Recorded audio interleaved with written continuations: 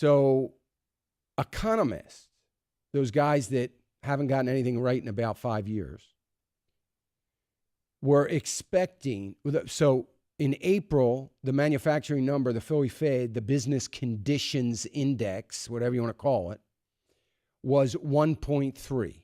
That was the number last month, 1.3. Anything over zero means expansion. It's a good thing. Anything over zero is expansion, and that's a good thing. It's a good thing because it's not contracting. Contraction means, layoffs, problems, issues, right? People aren't buying, people aren't spending, whatever the situation is. So last month it was 1.3. Economists had fully expected, that today it was going to be 2.0, expanding even more. So during the break, I just said to Adam, it's not going to be a big deal, this number, unless it's, negative considerably. Then it should be a big deal. Whether it will be or not remains to be seen. Guess what? It's down 5.2. 5.2.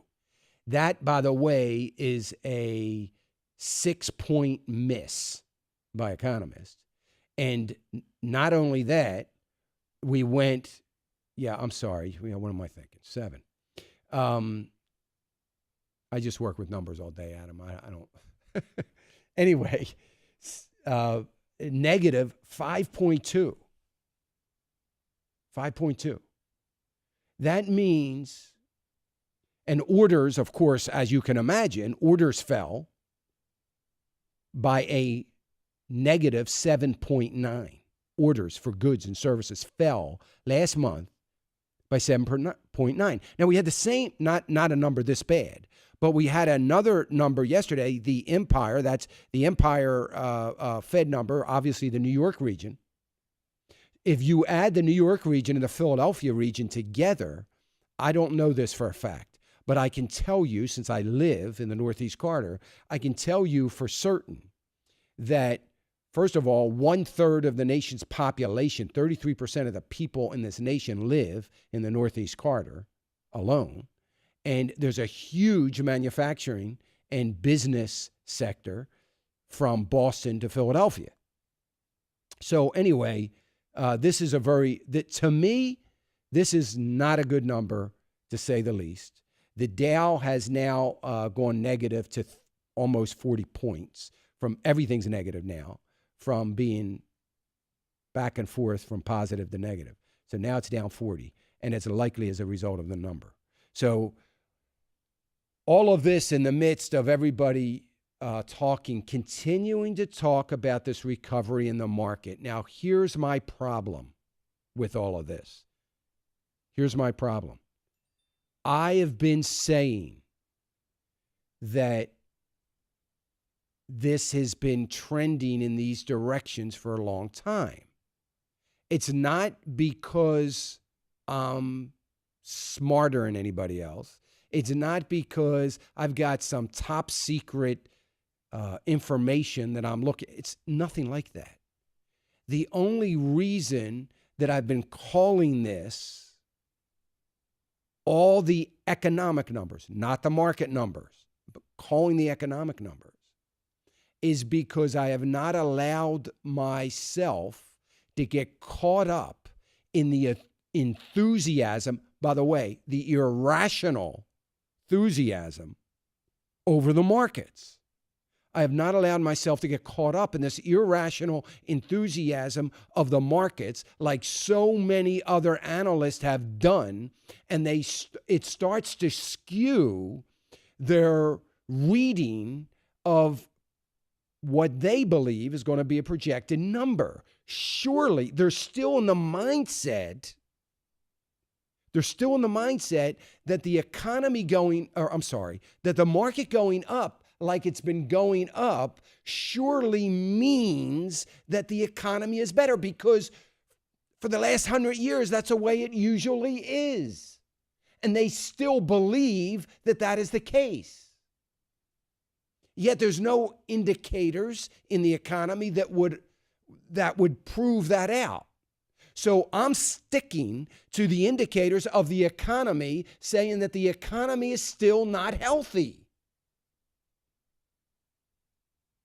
Now, the other side of that is, right now, there are traders, institutional traders, that could turn this around and drive the markets up, because unhealthy economic numbers now becomes a positive for the markets, because it means that the Fed is going to be more committed than ever to the false positive smoke and mirrors that it is creating in the market, which means more money pouring into the markets and the prices going up. So it could now be a cue, because of this new normal that has been created in traders' minds, that maybe the market's going to go up even more, or be even safer for a sustainable rise in the markets, because the Fed isn't going to budge based on these numbers that are coming out that are bad. Do you get an idea yet of how difficult it is to predict these things? I have not paid a lot of attention. No, that's not true. I've not made it a real concern of mine about the markets, because I've been focused on the economy.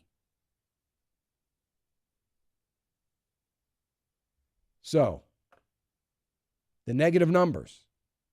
It's not good, folks. It is just not good. We're looking at a potential. Oh, not a potential. I keep changing my mind. You notice that, Adam? Every time I'm saying something, I'm saying, well, I didn't say. Man. Look, it's not a matter of if, it's a matter of when. It's not a matter of potential. It's a matter of it's going to happen. It's just a matter of when.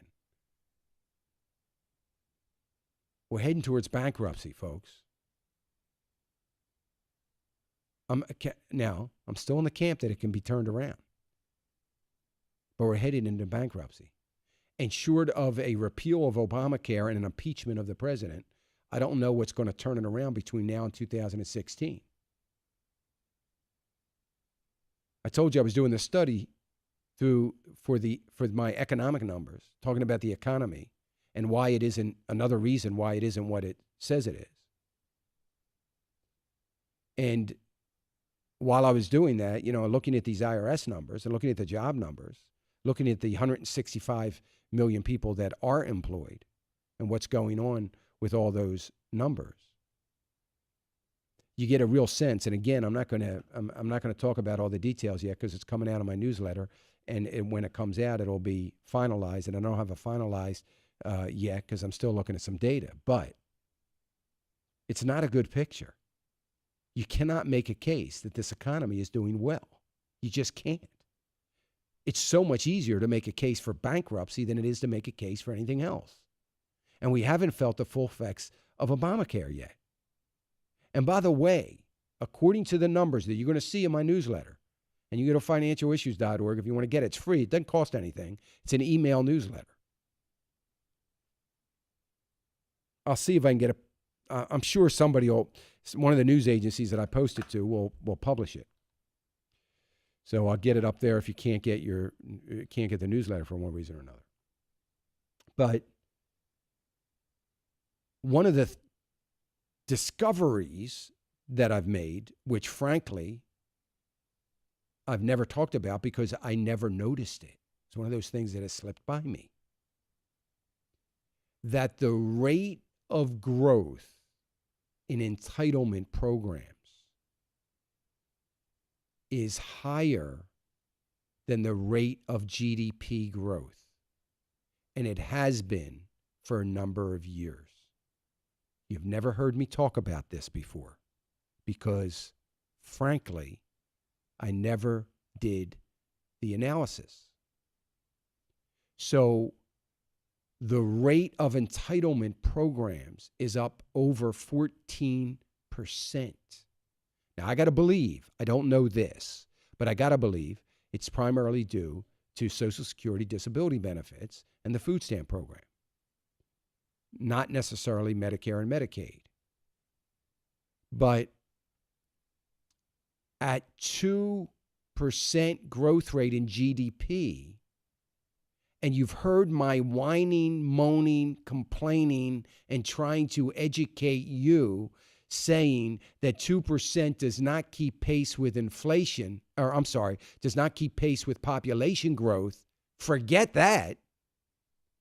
It can't even keep pace with what we're spending in entitlement programs alone, which is now 43% of the government's budget. It's not even keeping pace with spending on one program. And they're talking about GDP growth at 2% as being a good thing. Now, I can't criticize anybody and say, man, what numbers, aren't they looking at these numbers? Because I wasn't looking at them either. I was always looking at the population growth, but I wasn't looking at the entitlement growth. We can't even outgrow our spending on entitlement programs alone. And there are people out there, brilliant people out there, that actually think that we are in some sort of a sustainable recovery. You have to be out of your mind when you look at the math to be able to say that. So they're either totally ignoring the math, or they're looking at the math and their ideology is blinding them to doing any kind of real analytical work on the math. It leads me to the IRS. Listen to this. I've reviewed the Treasury Department watchdog's report, and the misconduct that it uncovered is inexcusable. It's inexcusable, and Americans are right to be angry about it, and I am angry about it. I will not tolerate this kind of behavior in any agency, but especially in the IRS, given the power that it has and the reach that it has into all of our lives. And as I said earlier, it should not matter what political stripe you're from. The fact of the matter is that the IRS has to operate with absolute integrity. The government generally has to conduct itself in a way that is true to the public trust. That's especially true for the IRS. Okay, so I don't quite have the control over my passions to adequately comment on that statement. I wish I did. Maybe Ann and Adam could go to prayer, that I might get that. But it's probably not going to be answered.